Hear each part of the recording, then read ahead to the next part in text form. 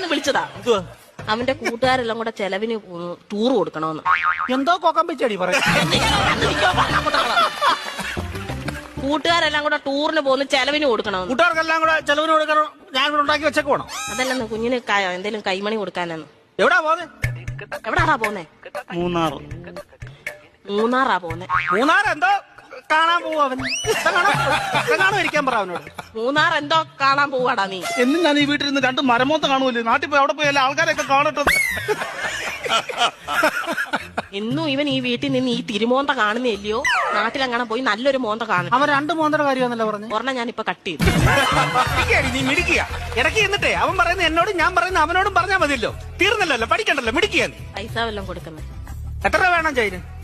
2500 രൂപ. 2500 എന്തിനാണ് നിനക്ക് നിരക്കാൻ പോകുന്നതിന്?